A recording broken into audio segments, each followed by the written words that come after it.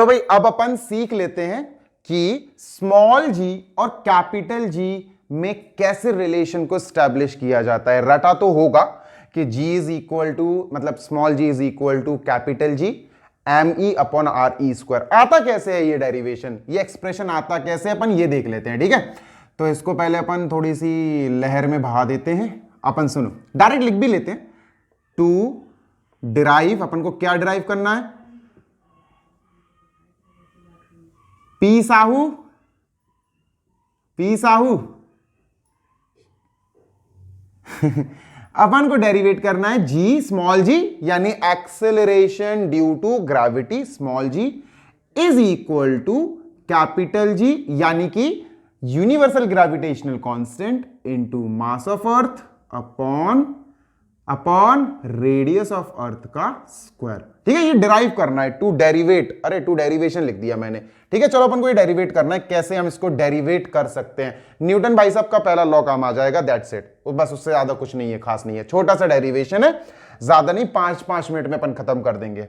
अब सुनो मेरी बात, सुनो मेरी बात, सुनो मेरी बात, सुनो।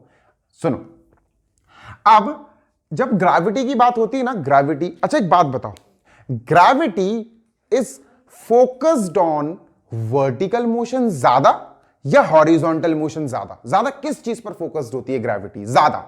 वर्टिकल, ओके, वर्टिकल मोशन पे ज्यादा फोकस्ड होती है। सो ये पूरा टॉपिक वर्टिकल मोशन पे अप्लाई होगा, याद रखना, हॉरिजॉन्टल की बात नहीं हो रही है। ठीक है, अब मेरी बात सुनना बच्चों, न्यूटन भैया ने हमें बताया बाय न्यूटन भैयाज लॉ।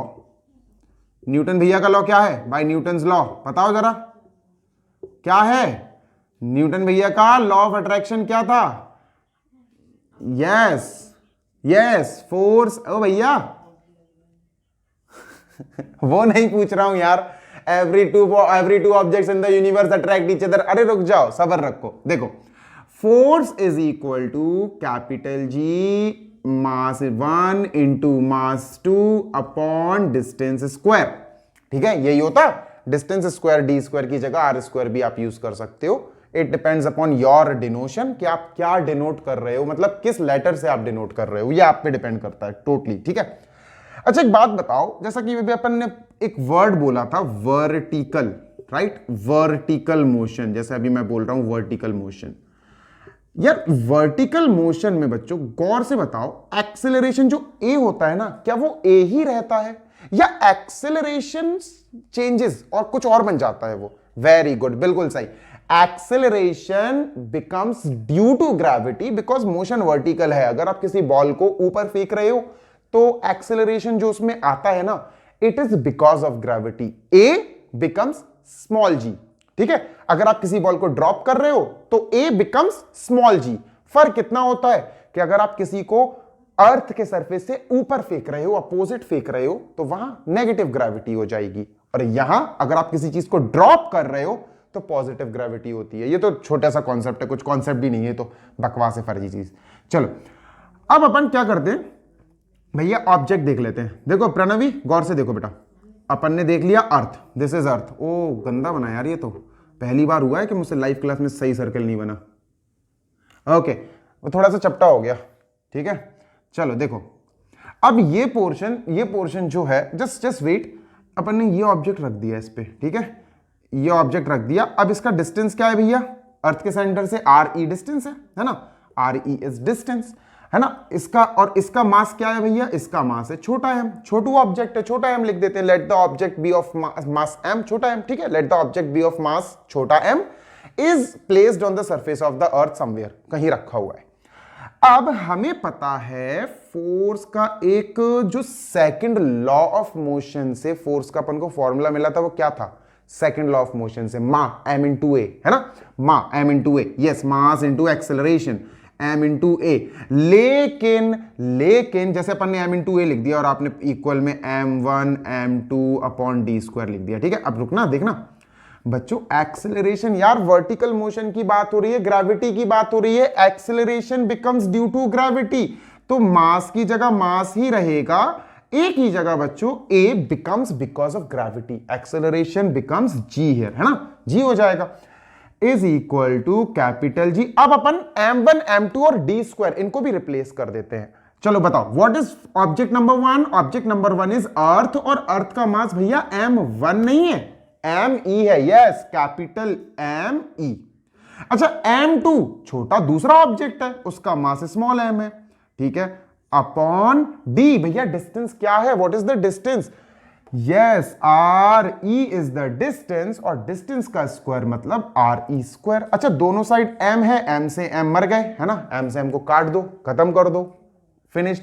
जो बचा it is your final expression. लो भैया ये आ गया, तो बिल्कुल भी टफ नहीं है, बिल्कुल भी टफ नहीं है। अच्छा एक बात सुनो, इसको अभी खत्म करने से पहले कुछ इसके इंपॉर्टेंट पॉइंट समझ लेते हैं। ये तो आंसर आ गया अपना, ठीक है। याद रखना ग्रेविटी ऑफ अर्थ, बहुत इंपॉर्टेंट, नोट लिख लो, इससे रिलेटेड 2-3 पॉइंट्स हैं, वो लिख लो, ठीक है। कॉपी कर रहे हो ना तुम लोग? क्यों? हाँ, कॉपी करते जाना, कॉपी चेक कर लूंगा, नहीं तो मैं पोस्ट करके मंगवा लूंगा तुम लोगों से। चलो देखो, अब नोट देखो, बेसिकली कोई भी चीज हो, देखो अगर ये मार्कर है, ठीक है, ये मार्कर है, मैं इसको अर्थ के किसी भी सरफेस पे ले जाऊं, पोल पे, इक्वेडर पे, India, Pakistan, north America, south America, जहां भी ले जाना ले जाओ, मास चेंज होगा क्या? एम विल नॉट चेंज, है ना। अब इस मार्कर को छोटा एम मान लेते हैं। क्या इस मार्कर का छोटा एम कहीं अवेलेबल है? इस पूरे एक्सप्रेशन में छोटा एम अवेलेबल है? नो, नहीं है। तो भाई सुनो, मेरी बात सुनो, छोटा एम अगर है ही नहीं है ग्रेविटी के एक्सप्रेशन में, gravity due to acceleration, acceleration due to gravity के एक्सप्रेशन में, फॉर्मूले में छोटा एम यानी मास ऑफ ऑब्जेक्ट है ही नहीं, इसका मतलब चाहे ऑब्जेक्ट भारी हो या ऑब्जेक्ट छोटा हो या ऑब्जेक्ट बहुत लाइट हो, बहुत भारी हो, ग्रेविटी को उसके मास से कोई लेना देना है ही नहीं। पहली चीज तो समझ जाना कि first point, acceleration due to gravity, या सिर्फ ग्रेविटी भी आप बोलना चाहो तो बोल सकते हो, कोई दिक्कत नहीं है। जी लिख देता हूं मैं, G is independent. Do you know what is the meaning of independent? Free of, ठीक है। जी इज इंडिपेंडेंट, वो सही लिख रहा हूं ना स्पेलिंग, INDEPENDENT, ठीक है। G is independent of what? G is independent of mass of any object, mass of any object. Object जो गिर रहा है ना, उसके मास से जी को कोई लेना देना ही नहीं है। आपने एक वो देखा, एक फेदर और एक बहुत बड़ी बॉल, दोनों को एक साथ छोड़ा जाता, तो चाहे फेदर हो चाहे एक बहुत बड़ी बॉल हो, अगर वैक्यूम में आप दोनों को छोड़ रहे हो तो उनके मास से ग्रेविटी को कोई लेना देना नहीं है, याद रखना, ठीक है। तो G is independent of mass of any object, object के मास से उसको कोई लेना देना नहीं है। बड़ा आदमी गिरे, छोटा आदमी गिरे, शौर्य गिरे, स्वास्थ्य गिरे, कोई भी गिरे, सब एक साथ गिरेंगे अगर वैक्यूम है तो, ठीक है। पॉइंट नंबर 2, तो फिर किस पे डिपेंड करती है बच्चों?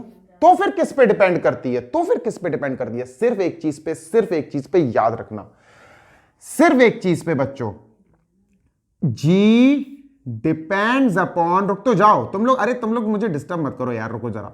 जी डिपेंड्स, तुम लोग, मैं ईयरफोन निकाल दूंगा।